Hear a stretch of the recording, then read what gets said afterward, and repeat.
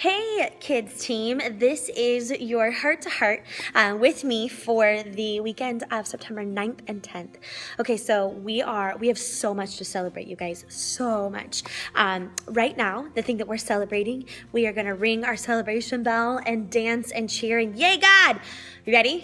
We have 8 new people wanting to come in and test drive with the kids ministry.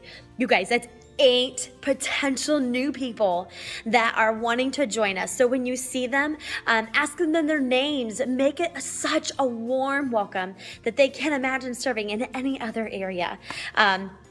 So get to know their names, get to know who they are, just know that they're coming into our services, and that is super, super exciting. You guys, we have so much momentum. Fall is coming. Test drives are starting to come in a little quicker. We love that when people want to get connected and when they want to impact the next generation. So we're going to celebrate that to the nines. Another thing that we're celebrating is our ministry is launching.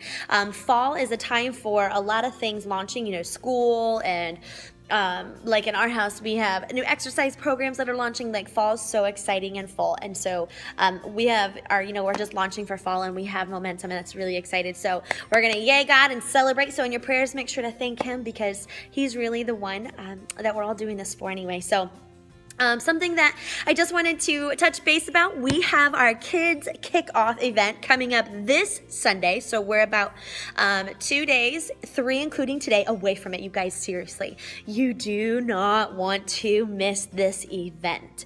It is nothing like any event that we've ever done before. It is nothing like team night. There is no training. There is no that kind of a thing. It is purely, we're celebrating you. We are thanking you. This whole service is a service designed for you, to say thank you, to fill you up, and to launch into this fall.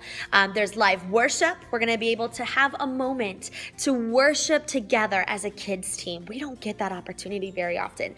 Ben is coming in live. Lauren is coming in live. Y'all don't want to miss it. So if you have not yet, if you're able to come, will you RSVP on that link that was provided? We want everyone to come. Everybody is invited. Everybody, we want you to come. We are setting up some carpooling things, and I'm going to be sending out an email about that tonight. But we have this kids kickoff. We want everyone to come. So if you have not yet, please RSVP for that because we want to love on you guys. I'm going to be there. Sabrina's going to be there. Carrie's going to be there. And Chris is going to be there. That's how big and valuable this event is because you guys do valuable work every weekend impacting all those kids and that next generation. And we just want to really say thank you and celebrate everything that you do. So that's coming up. And then we have Better coming up. So Better is the big invite series that we're getting ready to go into. It starts next weekend, September 16th and 17th. And so be thinking about your top 5 card. Who are you inviting? Who is on that list? Who are you praying for? Pray about your invites. Pray about boldness to invite. And if you're struggling to fill up that top 5 card, then pray about who is in your life. God is doing something in my heart that is just really cool. It's awesome to think that the Old Testament, God is really, he's working in my heart. He's doing very deep heart work in 2nd Chronicles. So the thing that I wanted to share with you is in 2nd Chronicles. Sorry about that. We're going to pause on this. So we're in our devotional right now. We're in 2nd Chronicles chapter 17. If you want to pause this, grab your Bible and follow along with me. I just want to point something out that God pointed out to me and just really struck a chord with me. I want to share with you guys what God's doing in me. So in chapter 17, you're reading about King Asa. King Asa was King Abijah's son. So Abijah really sought after God. He really tried to do everything correctly to God's ways. And Asa followed right in his father's footsteps. There was a lot of peace. There was a lot of just good stuff happening in these kingdoms then. And so in in chapter 16, I'm so sorry. Chapter 15, verse 16. It says, King Asa even deposed his grandmother, Maacah, I think is how you say it, from her position as queen mother because she made an obscene Asherah pole. So he's going through and he is making sure that the whole kingdom is doing what they're supposed to be doing, even so much as to remove his grandmother from office. So it's kind of a big deal. He's being very diligent in it. So then if we fast forward into chapter 16, I'm so sorry that I misspoke. It's 16, not 17. It's 16. So historically, Asa had turned to God every time that they needed help. He would pray, oh God, help me. I really need you.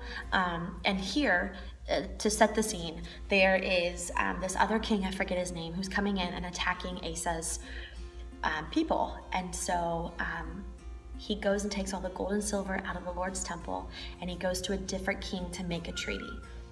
Now, this is not a thing that Asa normally did. Normally, he turned to God. So right here, we see a turn of events.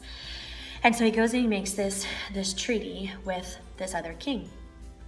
And he seeks help from the king, and he doesn't ask God for his help. So in verse 10, after all of this has happened, it says, Asa became so angry with Hanani for saying this, basically this guy called him out, that he threw him into prison and put him in stocks. And at that time, Asa began to oppress some of his people. So here we see, he stopped turning to God, and then he gets so angry that he oppresses his people. There's been a heart change in Asa. So if we go on down, in verse 12 in chapter 16, it says, in the 39th year of his reign, Asa developed a serious foot disease.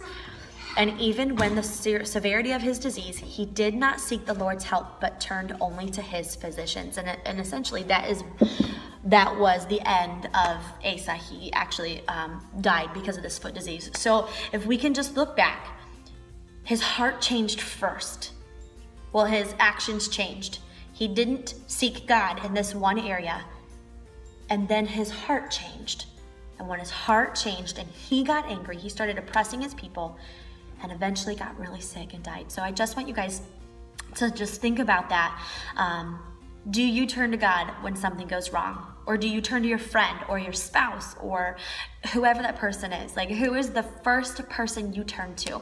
Because ultimately, it should be God. And so that's just kind of what I've been working through this week, and I wanted to share that with you. I love you guys, and we'll see you this weekend.